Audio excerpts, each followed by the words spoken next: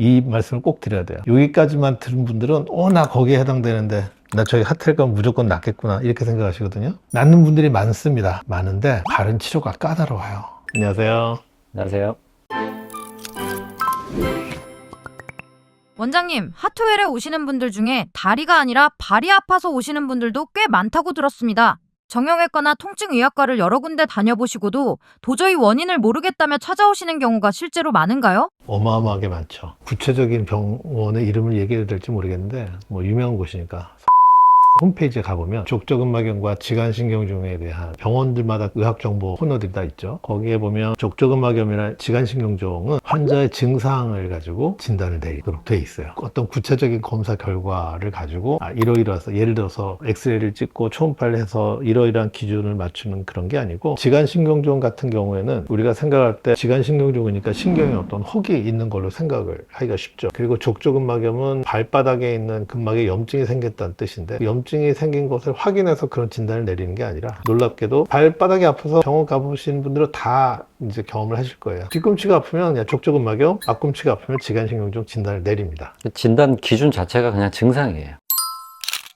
영상 결과나 어떤 피검사 결과나 이런 게 아니라. 그래서 이제 이 부분은 일부 정형외과 선생님들은 이제 저희 주장에 동조하시고 일부는 또 동조를 절대 안 하시는데, 100%는 아니겠지만 족저근막염과 지간신경종 진단을 받는 환자분들의 거의 대다수는 올라가야 되는 정맥피가 거꾸로 내려가서 발생하는 발바닥 통증이라고 생각을 하는 거죠. 거꾸로 내려가는 피가 발의 뒤쪽으로, 뒤꿈치 쪽으로 내려가면 뒤꿈치 통증이 발생하고, 그러면 족저근막염 진단을 받고, 앞꿈치 쪽으로 내려가면 앞꿈치 통증이 생기거든요. 그러면 지간신경종 진단을 받고, 지간신경종이나 족저근막염 진단을 받으면 제일 많이 받는 치료가 체외충격파 치료 제일 많이 받는데, 일종의 마사지죠. 강제로 마사지를 시키면 순환이 됩니다. 말초 혈액순환이. 그러면 증상이 좋아질 수가 있죠. 족저근막염 같은 경우에 발의 뒤꿈치에 있는 뼈를 싸고 있는 막에 염증이 생겼다는 뜻인데, 족저근막염이라고 하는 병명 자체가, 그러면 그 근막에 염증이 왜 생겼느냐에 대한 얘기는 없는 거예요.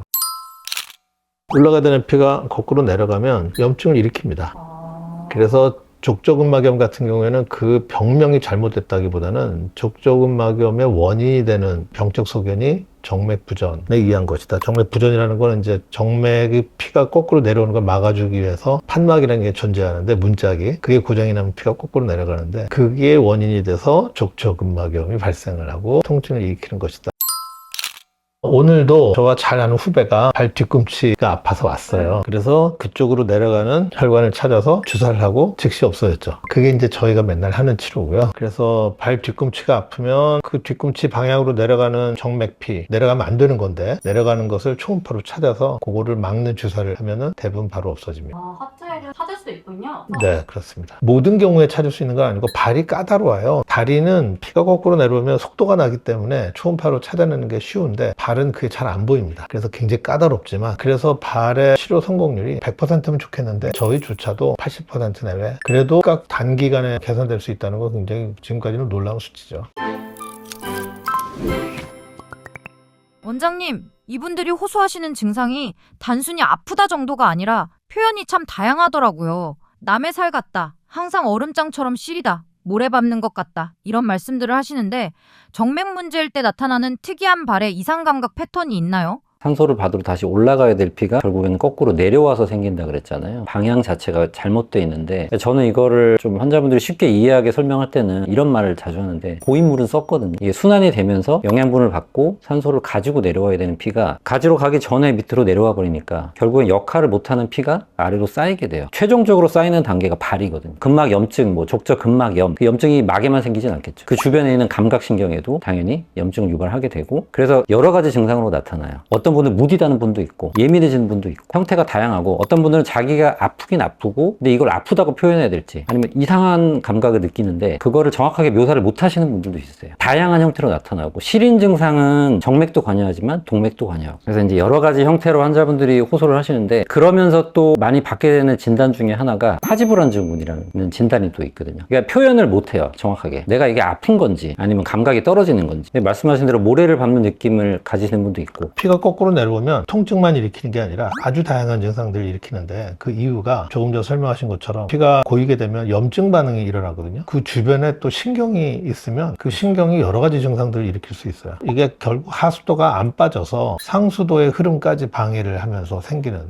여러 가지 증상들인데, 그래서 시림도 올 수가 있고 말초동맥의 흐름을 방해하니까, 그리고 빠지질 않으니까 열감도 가져올 수 있고, 허혈, 피가 부족한 상태에서 산소가 부족한 상태에 염증을 일으키기 때문에 그것 때문에 신경 손상이 와서 저림을 일으킬 수도 있고 감각 저하를 일으킬 수도 있고. 느끼는 증상은 다양한 그렇죠. 것 같아요, 이게. 그래서 한 가지 형태로 나타나는 게. 맞아요. 그래서 이제 뭐 모래알을 밟는 것 같다, 자갈을 밟는 것 같다, 또 이상 감각을 호소할 때는 표현들이 굉장히 다양한데, 시멘트가 붙어 있는 것 같다, 껌이 붙어 있는 것 같다, 떡 붙어 있는 거. 떡이 붙어 있는 것 같다. 그런데 이제 이게 치료가, 이 말씀을 꼭 드려야 돼요. 여기까지만 들은 분들은 나 거기에 해당되는데 나 저기 하트가 무조건 낫겠구나 이렇게 생각하시거든요. 낫는 분들이 많습니다. 많은데 발은 치료가 까다로워요.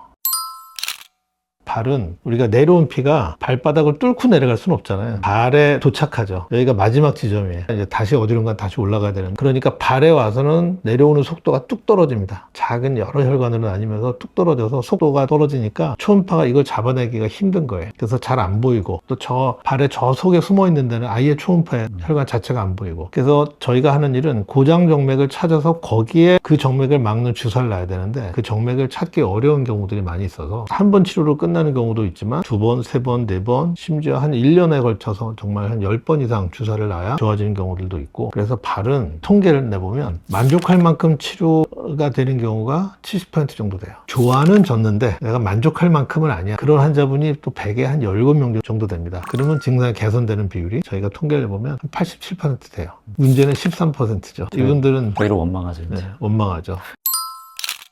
발이 아픈데 왜 혈관 문제냐? 다른 병원에서는 검사가 다 정상이라고 했다고 하시거든요. 그러니까 지난 시간에도 말씀하시긴 했는데 다른 병원에서는 왜 이 정맥 문제를 발견하기가 어려울까요?